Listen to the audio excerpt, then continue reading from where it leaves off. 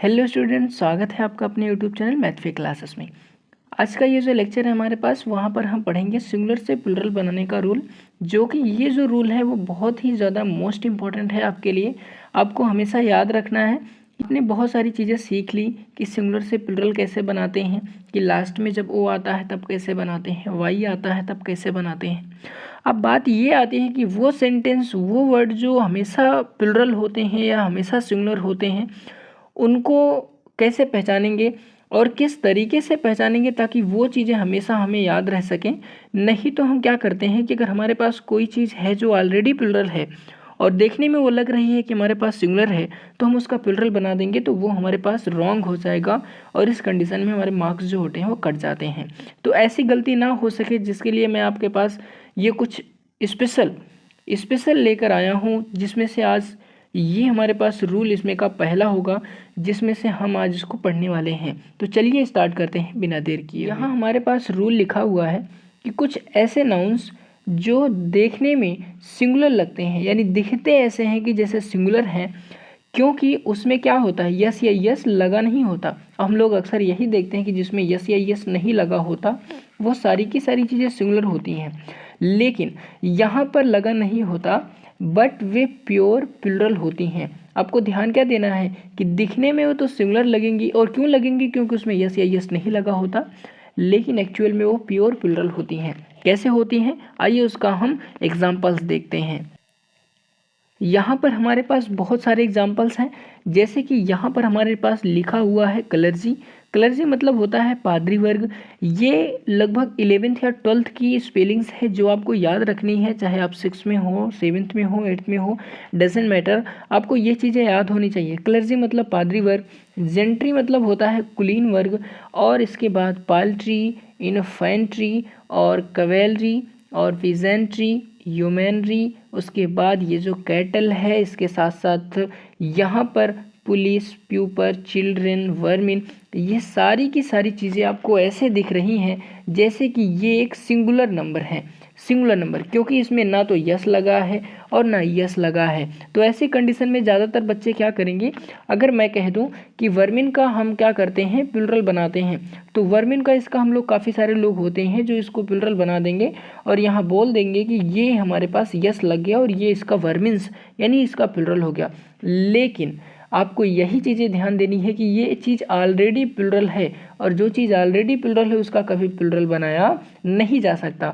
तो इस तरीके से ये जो चीज़ होगी वो हमारे पास सही हो जाएगी। आई होप कि आपको ये एग्जाम्पल समझ में आ गए होंगे।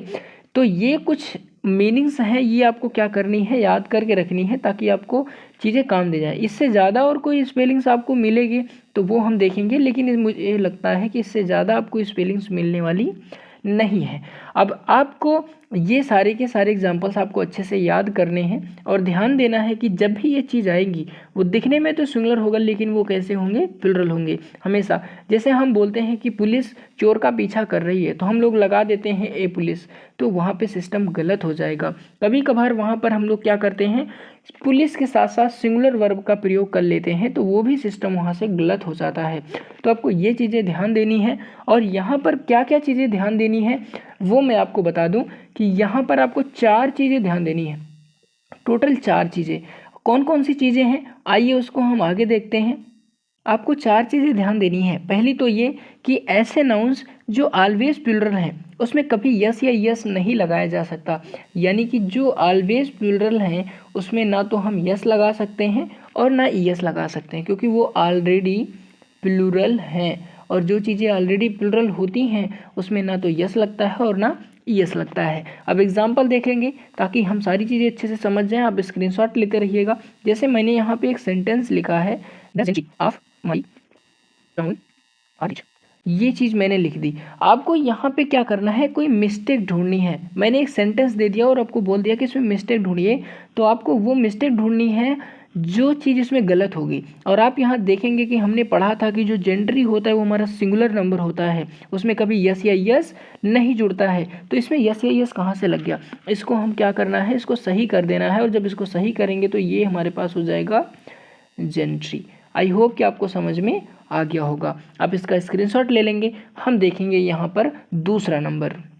अब दूसरी चीज़ आपको यहाँ ध्यान देनी है कि जब हमारे पास ये जो वर्ड है वो हमेशा प्लूरल है, यानी कि एज अ सब्जेक्ट यूज़ होंगे, तो ये हमारे पास ऑलवेज प्लूरल होंगे। क्या होंगे?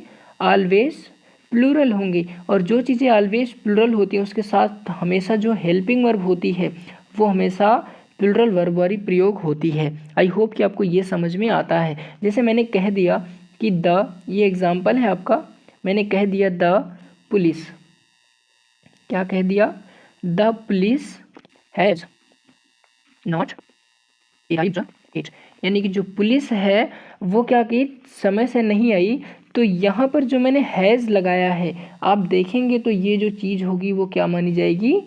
गलत मानी जाएगी। और गलत क्यों मानी जाएगी? क्योंकि हमने पढ़ा है कि पुलिस जो है वो प्लूरल नंबर है और प्लूरल के साथ प्लूरल वाली वर्ब भी आती है, यानी यहाँ हैज़ नहीं बल्कि क्या लगेगा? हैव सही होगा। आई होप कि दूसरा नंबर भी आपको समझ में आ गया होगा। स्क्रीनशॉट लेंगे। तीसरा नंबर देखते हैं। तीसरा है हमारे पास, इनके पहले ए एन 1 2 आदि नहीं आते हैं, क्योंकि जब हमारे पास चीज़ें प्लूरल हैं तो प्लूरल कंडीशन में हम क्या करते हैं कि जो ये हमारे पास ए होता है, एन होता है और 1 हो, यानी कि जो काउंटिंग वाले वर्ड होते हैं जैसे 1 2, ये सारी की सारी चीज़ें ये हमारे पास कभी नहीं आ सकती। क्यों नहीं आ सकती? क्योंकि ये ऑलरेडी प्लूरल हैं, काउंटिंग हो ही नहीं सकती इनकी। तो यहाँ पर इसकी हम गणना कैसे करेंगे? तो ये सारी की सारी चीज़ें नहीं आ सकती, ये आपको ध्यान देना है। और इसके बाद जो होता है अगला कंडीशन, वो कंडीशन ये है कि अगर ये चीज़ हमारे पास ऑलवेज प्लूरल है, प्लूरल नंबर है, तो प्लूरल नंबर के साथ साथ जो इसका पीसी लगता है, पीसी का मतलब पजेसिव केस जो लगता है, वो हमेशा इनका अपना लगेगा और उसके रूप में हम लोग हमेशा दियर का प्रयोग करते हैं। ये बात आप याद रखेंगे, दियर का। तो ये चीज़ हम यहाँ पर लिख के रखेंगे, इसका स्क्रीनशॉट ले लीजिए, बहुत काम की चीज़ें हैं। तो ये 4 की 4 चीज़ें हैं जो आपको याद रखनी है और इस तरीके से इस रूल का आप अच्छे से कॉम्बिनेशन कर पाएंगे ताकि अच्छे से सारी की सारी चीज़ें आपको अच्छे से समझ में आ जाएं। आई होप कि आपको ये सारी चीज़ें समझ में आ गई होंगी। मिलेंगे नेक्स्ट वीडियो में, तब तक के लिए जय हिंद, जय भारत।